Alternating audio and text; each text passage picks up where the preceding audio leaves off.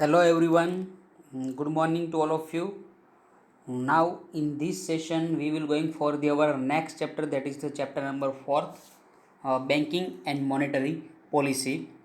In the last session we have already completed the chapter number 2, that is the economic development and economic growth.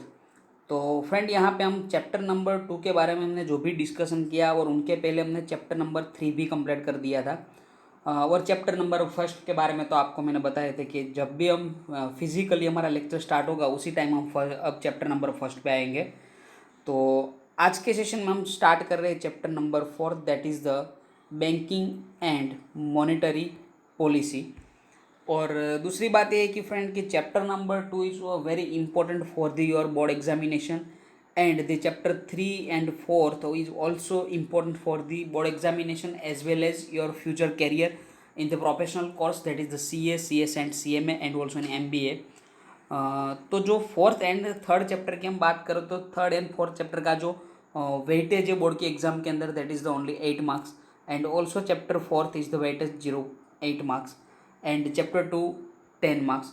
तो यहाँ पे हम बात कर सकते हैं कि जो मार्क्स या तो वेटेज के मुताबिक चैप्टर 2 हमारे लिए ज़्यादा इंपॉर्टेंस बन रहा है compare to chapter 3 and chapter 4। लेकिन हमें पता है कि हमें तो पूरे मार्क्स, मैक्सिमम मार्क्स यहाँ पे कवर करने हैं, तो हमारे लिए तो सभी चैप्टर इंपॉर्टेंट ही है। तो आज के चैप्टर की यहाँ पे हम शुरुआत कर रहे हैं, और chapter number 4 that is the banking and monetary policy. And please you come on page number 35 on your books, that is the banking and monetary policy. तो आज का जो हम अब से हमारा जो भी लेक्चर आएगा हम PPT बेस के सिवाय अब यहाँ डायरेक्ट टेक्स्ट बुक्स में ही से हम स्टार्ट करेंगे, ताकि आपको कोई ज़्यादा टेक्स्ट बुक या तो PPT दो आपके पास मटेरियल ना हो जाए। तो आपके पास अब एक ही मटेरियल रहेगा, जो भी हम यहाँ पे स्टडी करेंगे वो भी बुक्स में से डायरेक्ट ही आपके स्क्रीन ऊपर देख रहे हो, और आपके सामने जो है वो भी बुक्स ही है। पहले हम यहाँ पे देख लेते हैं कि क्या वेटेज है बोर्ड के अंदर, क्या सेक्शन वाइज वेटेज रहेगा इस चैप्टर का। तो सबसे पहले हम बात कर रहे हैं कि इस चैप्टर का वेटेज टोटल क्या है। तो मैंने आपको पहले भी बता दिया, फिर से बता रहा हूँ कि 8 मार्क्स का वेटेज है आपकी बोर्ड की एग्जामिनेशन के अंदर, कि इस चैप्टर में से 8 मार्क्स का कन्फर्म है आने वाला। अब बात करते हैं कि सेक्शन वाइज क्या होगा। तो सेक्शन ए हमें पता है कि MCQ। तो MCQ की अगर हम यहाँ पे बात करें तो एक MCQ पूछ सकते हैं आपकी बोर्ड की एग्जामिनेशन के अंदर इस चैप्टर में से। सेक्शन बी, तो सेक्शन बी में 2 क्वेश्चन आ सकते हैं इस चैप्टर के अंदर से, यानी कि 2 मार्क्स का हुआ है। यहाँ पे मैं मार्क्स भी लिख देता हूँ कि 1 marks and 2 marks. Section C की बात करें तो एक क्वेश्चन पूछ सकते हैं, मार्क्स है यहाँ पे 2 मार्क्स का क्वेश्चन होगा एक क्वेश्चन। एंड जो सेक्शन डी की हम बात करें तो सेक्शन डी में भी एक क्वेश्चन आ सकता है, that is the 3 marks. And section E कोई भी क्वेश्चन यहाँ पे पूछे नहीं जाएंगे सेक्शन ई में फ्रॉम द चैप्टर नंबर 4। तो यहाँ पे बोल सकते हैं कि 0 मार्क्स। तो आप टोटल देख सकते हो कि 1 + 2 3, 3 + 2 5, एंड 5 + 3 = 8। तो 8 मार्क्स का जो चैप्टर है यहाँ पे पूछ सकते हैं, चैप्टर नंबर 4। तो अब शायद सेक्शन वाइज एंड जो चैप्टर का वेटेज मैंने आज आपको बता दिया, और हमारा जो फर्स्ट लेक्चर था इंट्रोडक्शन, वहाँ पे भी मैंने आपको ब्लूप्रिंट बताई थी कि सेक्शन वाइज क्या वेटेज होगा एंड चैप्टर वाइज क्या वेटेज है। और आज हम स्टार्ट कर रहे हैं यहाँ पे बैंकिंग एंड मॉनेटरी पॉलिसी। तो आप अपने बुक्स के अंदर पेज नंबर 35 के ऊपर देख सकते हो evolution and meaning of banks.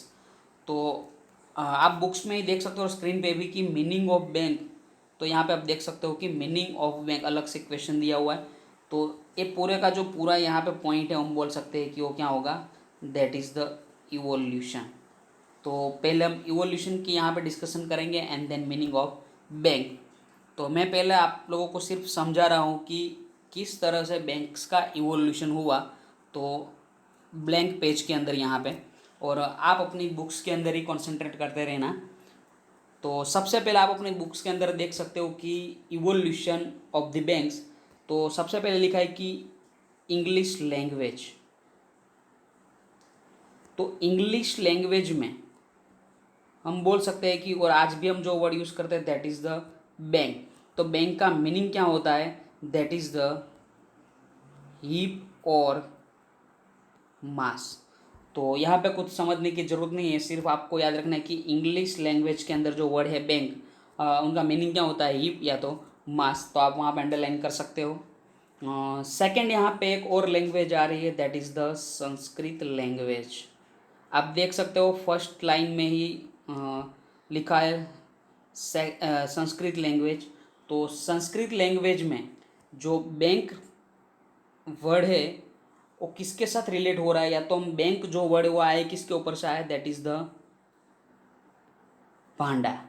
तो संस्कृत लैंग्वेज में हम भांडा जो बोलते हैं, उसका जो मीनिंग होता है वो क्या होता है कि कलेक्शन ऑफ कैपिटल, या तो हम बोल सकते हैं कि फंड। तो यहाँ पे आप देख सकते हो कि दोनों लैंग्वेज हम कवर कर रहे हैं। First language that is the English language. तो इंग्लिश लैंग्वेज में बैंक, जिनका मीनिंग क्या होता है, हिप और मास। संस्कृत लैंग्वेज में जो बैंक रिलेटेड जो वर्ड है वो दैट इज़ द भांडा। और भांडा का मीनिंग क्या, that is the collection of capital और ओब्लिक फंड। एंड भांडा के ऊपर से जो एक वर्ड आ रहा है वो दैट इज़ द भंडोड़। तो भंडोड़ is the derive from the भांडा। तो भांडा के ऊपर से ये वर्ड आया भंडोड़। तो हमें यहाँ पे तीनों वर्ड याद रखने पड़ेंगे। बैंक का जो मीनिंग हो हीप और mass in the English language. Sanskrit language में जो हम बोल रहे हैं दैट इज़ द बैंक का जो रिलेटेड अकीन वर्ड है दैट इज़ द भांडा। और भांडा का मीनिंग होता है कलेक्शन ऑफ कैपिटल या तो फंड। एंड भांडा का जो वर्ड है उनके ऊपर से एक वर्ड डिराइव हुआ दैट इज़ द भंडोड़। तो आप अपनी बुक्स के अंदर ही देख सकते हो कि in the Sanskrit language the word akin is to bank is bhanda which means collection of capital या तो fund. And the word भंडोड़ is derive from the bhanda. तो यहाँ पे एमसीक्यू में क्वेश्चन पूछ सकते हैं कि संस्कृत लैंग्वेज में कौन सा वर्ड, तो हमें याद रखना है कि भांडा। What is the meaning of भांडा, तो हमें याद रखना है कि कलेक्शन ऑफ कैपिटल या तो फंड। एंड और भी एक क्वेश्चन वन सेंटेंस में पूछ सकते हैं कि जो भंडोड़ वर्ड है वो कौन से वर्ड से डिराइव हुआ, तो हमें याद रखना है कि भांडा में से। तो यहाँ पे हम दोनों लैंग्वेज को ख़त्म करें, इंग्लिश एंड संस्कृत। अब जगह नहीं है कहीं ड्रॉ करने की, तो मैं क्लियर कर रहा हूँ।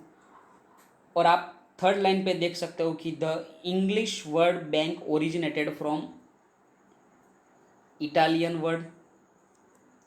एंड दूसरा भी एक यहाँ पे वर्ड लिखा है that is the French word. तो इटालियन वर्ड की हम बात करें तो इटालियन वर्ड में जो एक वर्ड आया that is the banca. And French में जो एक वर्ड आया था that is the bank. You can see in page number 35 the third line and the fourth line the English word bank originated from Italian word banca and French word bank। तो ये भी हमें याद रखना है। तो यहाँ पे हम देख सकते हैं कि जो बैंका एंड बैंक जो कौन से वर्ड के साथ हमें रिलेटेड लग रहा है दैट इज़ द बेंच। तो बेंच का यहाँ पे क्यों इंपॉर्टेंट है वो भी हम आपको समझा देते हैं। तो ज़्यादातर हम पहले की बात करें तो ओल्डन डेज, तो मैं पता था कि जो यूरोपियन कंट्री है उस यूरोपियन कंट्री में ज़्यादातर जो मनी लेंडर्स या तो मनी चेंजर्स थे वो क्या करते थे कि एक टेबल रखते थे और वहाँ पे नीचे ही बैठ जाते थे और पैसे की वहाँ पे लेन देन करते थे, वो हमने देखा था। ज़्यादातर आप गुजराती पिक्चर की बात करो या तो हिंदी जो ओल्ड मूवी है उसमें देख सकते हो कि जो भी मनी लेंडर या तो जो मनी चेंजर्स है वो क्या करते थे, एक टेबल यानी कि बेंच रखते थे और वहाँ पे नीचे ही वो बैठ जाते थे और पैसे को प्रोवाइड कर रहे थे, या तो हम बोल सकते हैं कि लोन प्रोवाइड करते थे या तो मनी को चेंज करते थे। तो वहाँ पे जो बेंच या तो हम बोल सकते हैं कि टेबल, तो जो बेंच यूज़ हो रही थी उनके ऊपर से ही Italian word that is the banca and French word that is the bank, ये दोनों वर्ड्स उनके ऊपर से यहाँ पे आ रहे। तो आप वहाँ पे भी देख सकते हो that is the in olden days European money lenders or money changer used to display coins of different countries in a big heap on benches or tables for the purpose of lending or exchanging। तो वहाँ से ये word आ रहा है that is the bank. तो यहाँ पे मैं आपकी बुक्स में जो है वो स्क्रीन पे हम ला देते हैं evolution and meaning of banks. तो जो फर्स्ट पैराग्राफ हमने अभी तक कंप्लीट किया उसके पहले हम बात कर लेते हैं। पहले यहाँ पे आ गया इन इंग्लिश लैंग्वेज। तो इंग्लिश लैंग्वेज की हम बात करें उनका मीनिंग होता है हिप और मास, जो हमने आगे देख लिया। एंड देन संस्कृत लैंग्वेज, तो द वर्ड अकीन, अकीन यानी कि related to bank is a bhanda and which means collection और कैपिटल और फंड। मैं फिर से बोल रहा हूँ, द वर्ड अकीन यानी कि रिलेटेड वर्ड बैंक का कौन सा है, that is the fund. The word भंडोड़ is derive from bhanda, तो वो भी हमने देख लिया कि भांडा के ऊपर से जो एक वर्ड आया दैट इज द भंडोड़।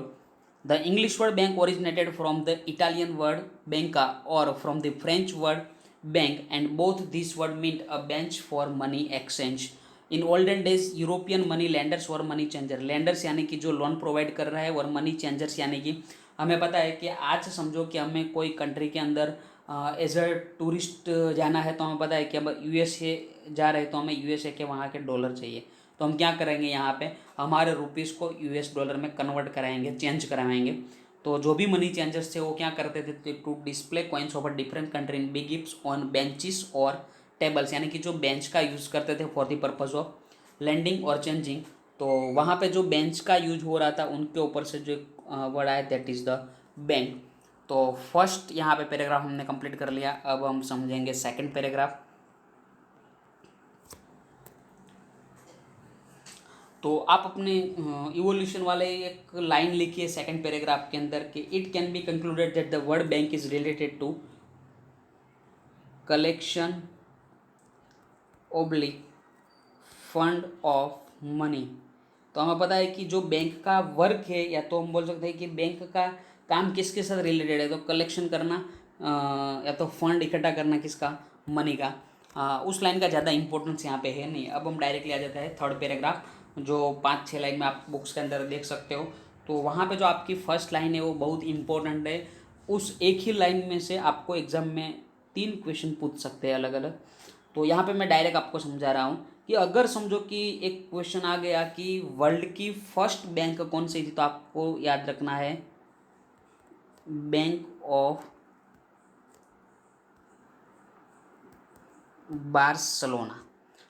तो यहाँ पे फ्रेंड क्लियर हो रहा है first question, that is the which bank is the first bank in the world, then we remember that the bank of Barcelona. अब समझो कि सेकंड क्वेश्चन पूछ रहे हैं कि जो फर्स्ट बैंक है बैंक ऑफ बार्सिलोना कौन से ईयर में एस्टाब्लिश हुई थी, तो हमें याद रखना है 1401। एंड थर्ड क्वेश्चन आए कि जो फर्स्ट बैंक थी बैंक ऑफ बार्सिलोना कौन सी कंट्री में एस्टाब्लिश हुई, तो भी याद रखना है दैट इज़ द स्पेन। तो तीनों क्वेश्चन यहाँ पे कवर हो रहे कि पहली बैंक कौन सी, बैंक ऑफ बार्सिलोना, कौन से ईयर में 1401, एंड कौन से country, Spain.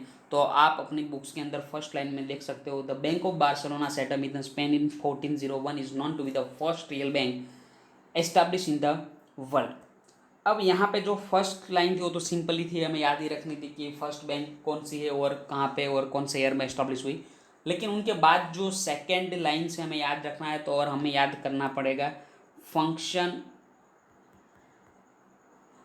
Of money and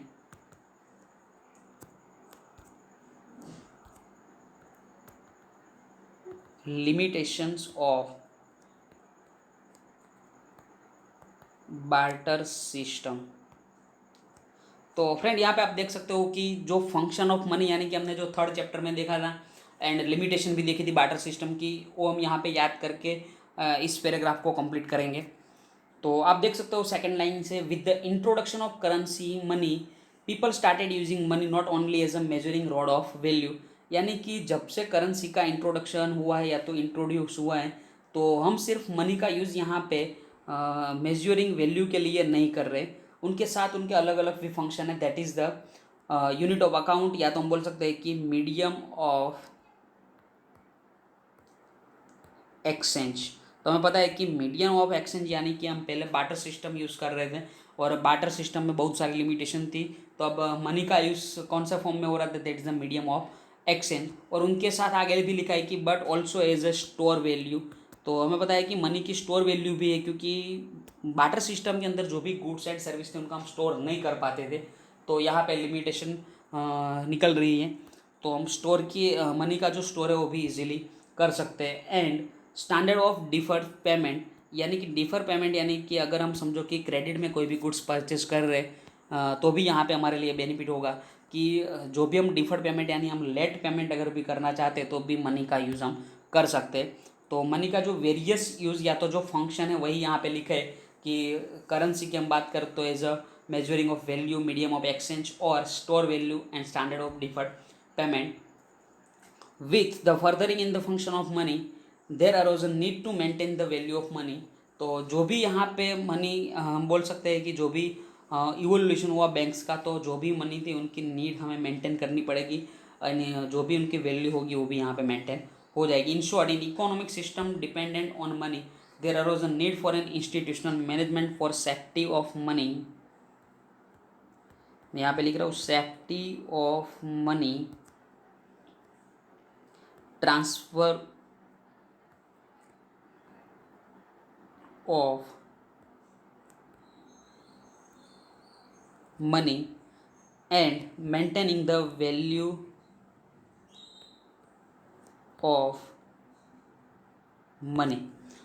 तो फ्रेंड यहाँ पे अगर हम जो भी मनी का बैंक का इवोल्यूशन हुआ, मनी का इवोल्यूशन हुआ तो पैसे की सेफ्टी के लिए, उनके ट्रांसफ़र के लिए या तो उनकी वैल्यू को मेंटेन रखने के लिए एक हमें इंस्टीट्यूशन की ज़रूरत पड़ेगी। उस इंस्टीट्यूशन का रोल यहाँ पे आज कौन प्ले कर रहा है, दैट इज़ द बैंक। तो आप अपनी बुक्स के अंदर थर्ड पैराग्राफ में देख सकते हो लास्ट 3 लाइन। हम यहाँ पे डायरेक्टली स्क्रीन के ऊपर से देख रहे हैं friend. Yes, the bank of Barcelona setup in the Spain in 1401 is known to be the first real bank established in the world।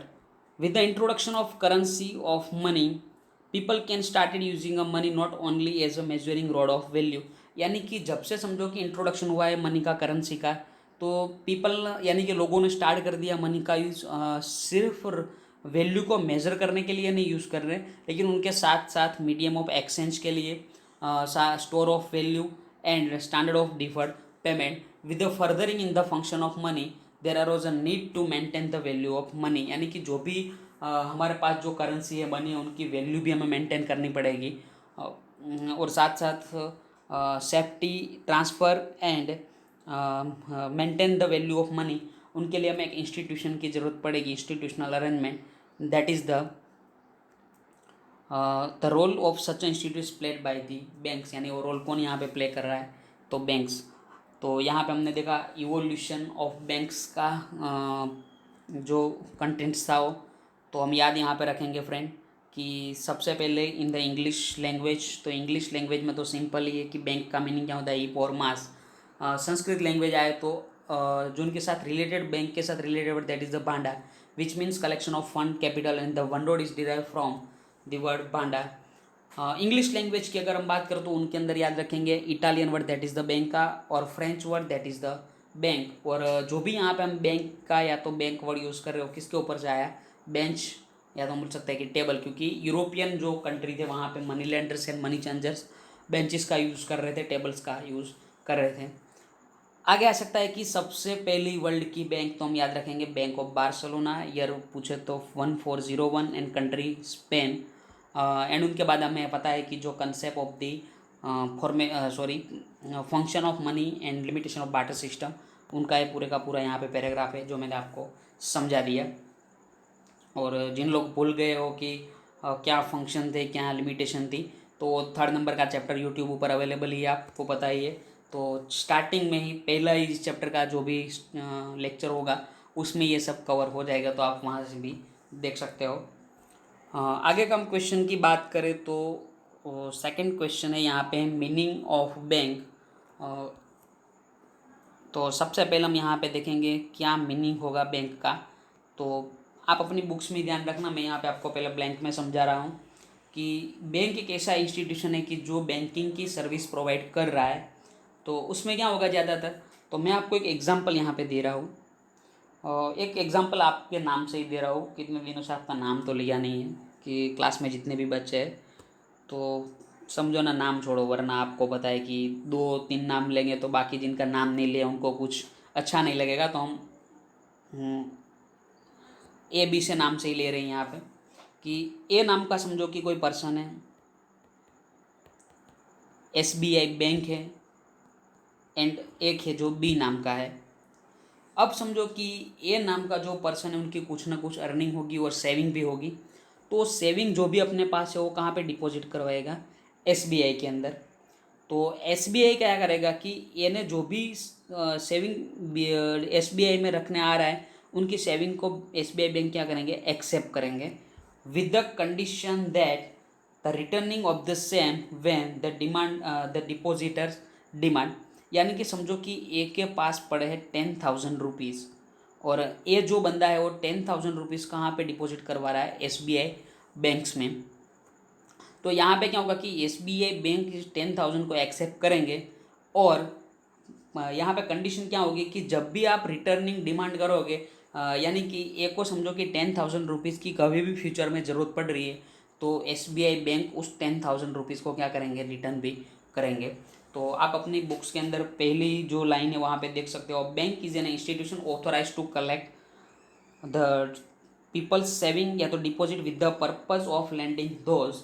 यानी कि यहाँ पे लिखा है कि with the purpose of lending those, यानी कि जो 10,000 रुपीज़ एसबीआई में रख रहे हैं, अब समझो कि आगे उस 10,000 रुपीज़ की ज़रूरत किसको पड़ी, बी को, तो एसबीआई बैंक इस 10,000 रुपीज़ किसको एज अ लोन कर सकते हैं, बी को लोन कर सकते हैं।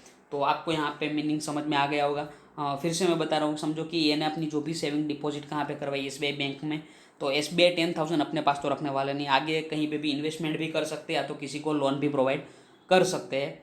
तो एसबीआई यहाँ पे क्या करेंगे, इस 10,000 रुपीज़ में से as per the rules and regulation आगे वो 10,000 रुपीज़ में से 7,000 रुपीज़ या तो 8,000 रुपीज़ एज अ लोन किसको दे रहे हैं, बी को भी दे सकते हैं। तो ये बैंकिंग का फंक्शन हो गया।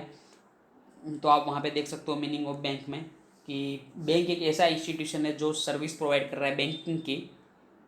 उनके अंदर हम बात करें तो bank is an institution authorize to collect people saving deposit with the purpose of lending those under the condition of returning the same when the depositor demands। तो यहाँ पे जो फर्स्ट मीनिंग दिया था वो कंप्लीट हो रहा है। अब हम सेकंड मीनिंग समझेंगे।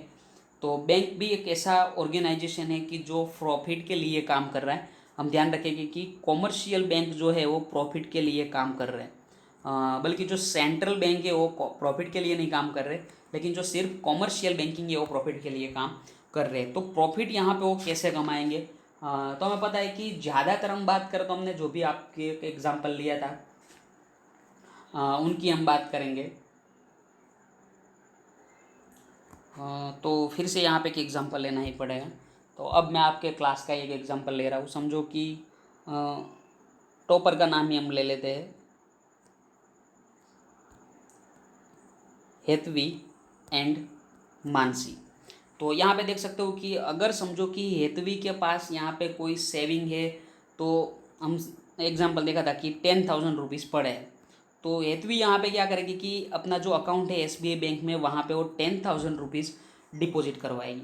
तो आगे एसबीआई वो 10,000 अपने पास तो रखने वाले हैं नहीं, एसबीआई उनको क्या करेंगे, कहीं और इन्वेस्टमेंट भी कर सकते हैं या तो किसी और को लोन भी प्रोवाइड कर सकते हैं। जो नीडी पीपल हो गए, समझो कि मानसी को पैसे की ज़रूरत है, तो यहाँ पे क्या होगा कि जो 10,000 एसबीआई के पास आए उसमें से एसबीआई बैंक क्या करेंगे, मानसी को कुछ लोन या तो अमाउंट प्रोवाइड करेंगे, कि जो भी अमाउंट हो सकती है, जहाँ पे सीआरआर के अमाउंट को साइड में रखकर, हम सीआरआर क्या उनका मीनिंग भी हम समझेंगे आगे के क्वेश्चन में इन द मॉनेटरी पॉलिसी में।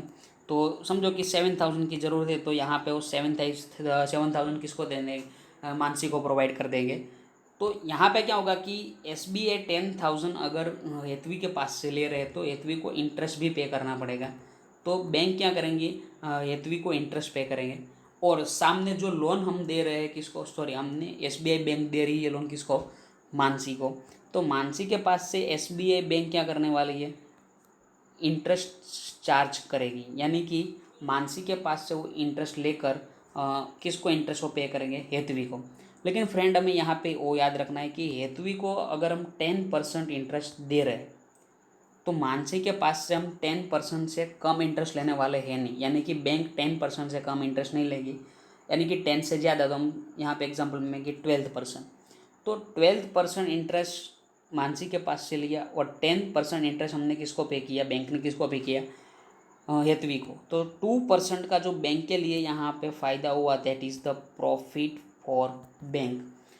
तो यहाँ पे हमें एक बात तो कंफर्म हो गई कि जो भी हम यहाँ पे इंटरेस्ट चार्ज कर रहे हैं फ्रॉम मानसी, और हेतवी को हम जो पे करने वाले उससे कम। अगर समझो कि हम 8% यहाँ से चार्ज करें तो बैंक को तो 2% का यहाँ पे लॉस होगा।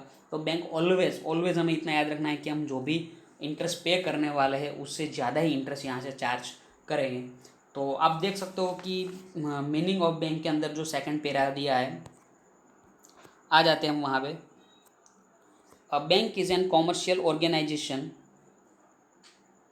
functioning for profit which accept people saving in the form of deposit and pay the interest in return। तो हमने जो देखा था कि पीपल्स के पास से वो सेविंग एक्सेप्ट करते हैं, डिपॉजिट लेते हैं और उनके बदले में इंटरेस्ट उनको पे करते हैं। यहाँ पे हम बोल सकते हैं कि हेतवी and it ensure the safety to this deposit lends money from this deposit to people who need money by charging them with the interest. यानी कि जिनको ज़रूरत है दैट इज़ द मानसी। तो हेतवी के पास से जो डिपॉजिट आए उसमें से वो किसको लोन प्रोवाइड करते, नेडी पीपल को लोन देंगे by charging them with the interest and invest the surplus fund in the various sector for development of the nation. या तो उनके पास ज़्यादा फंड पड़ा है बैंक के पास तो बैंक उनको कहीं पे भी इन्वेस्टमेंट भी कर सकते हैं, इंडस्ट्री में, एग्रीकल्चर में, या तो गवर्नमेंट की सिक्योरिटी को परचेज करके। तो ये यहाँ पे सेकंड डेफिनेशन हुई। एंड आगे हम बात करते हैं कि जो value of money,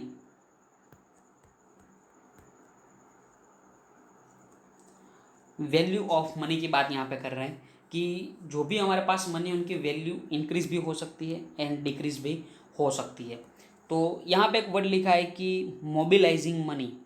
what is the meaning of mobilising money? Mobilising money यानी कि मनी का क्या करना, इन्वेस्टमेंट करना या तो किसी और को एज ए लोन प्रोवाइड करना, उनको हम बोल सकते हैं कि मोबिलाइजिंग ऑफ मनी। तो यहाँ पे क्या होगा कि अगर समझो कि मनी का मोबिलाइजिंग ज़्यादा हो रहा है तो हम बोल सकते हैं कि वैल्यू ऑफ मनी क्या होगी, इंक्रीज, यानी कि मनी की जो वैल्यू होगी वो इंक्रीज होगी। एंड अगर यहाँ पे हम मोबिलाइजिंग ऑफ मनी नहीं कर रहे तो उससे जो मनी की वैल्यू डिक्रीज हो सकती है। आपको मैं एक एग्जांपल देता हूँ कि समझो कि मेरे पास 50,000 रुपीज़ पड़े हैं। अगर ये 50,000 रुपीज़ में किसी और को लोन या तो कहीं भी इन्वेस्टमेंट नहीं कर रहा हूँ यानी मीनिंग क्या हुआ कि मैं मोबिलाइजिंग नहीं कर रहा हूँ, तो 50,000 मैं अपने पास ही रखूँगा तो क्या उनकी वैल्यू में कुछ इंक्रीमेंट आने वाला है? मुझे पता है कि वो 50 का 50 ही रहेगा, उसमें कोई इंक्रीमेंट आने वाला नहीं है, बल्कि वो कम होगा लेकिन इंक्रीमेंट नहीं होगा।